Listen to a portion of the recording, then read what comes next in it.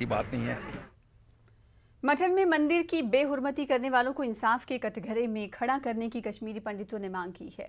पंडित Premnath Bhatt memorial trust के ज़रिए तमाम पंडित लीडरों ने जम्मू में प्रेस कॉन्फ्रेंस की। मंदिर में तोड़फोड़ में मुलविस अफराद को इबरतनाक सजा देने की उन्होंने मांग की।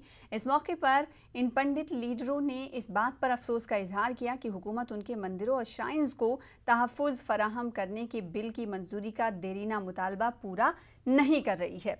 इन्होंने कहा कि सिर्फ दरकार बिल ही वादी में मंदिरों और श्राइन्स को तहफ़्फ़ुज़ फराहम करने का आईनी मैकेनिज्म फराहम कर सकेगा। याद रखिए 1400 स्थल हैं और उन 1400 स्थल में हर जगह एनक्रोचमेंट हो गया है, ज़मीनें खाई जा रही हैं, बेची जा रही हैं, लैंड माफिया ध्वंस कर रहा है इन हमारे स्थलों को।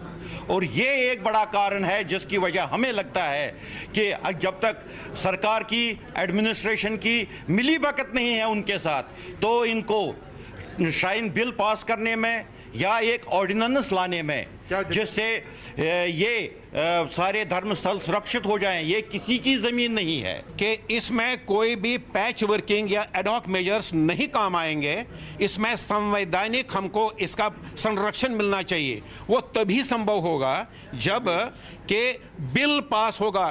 Temples and shrines protection and प्रिजर्वेंस act बने एक पूरी तरह से, जो भी उसका टाइटल नाम है, वो जब तक नहीं होगा, जिस तरह से ये अवकाफ के लिए है, संरक्षण है उनके अवकाफ के जो भी रिलीजियस एंडोमेंट्स हैं, या जिस तरह से गुरुद्वारा प्रबंधक कमेटी है, उसी पैटर्न पर हम कुछ और नहीं मांगते हैं सरकार से। उधर CPIM के सेक्रेटरी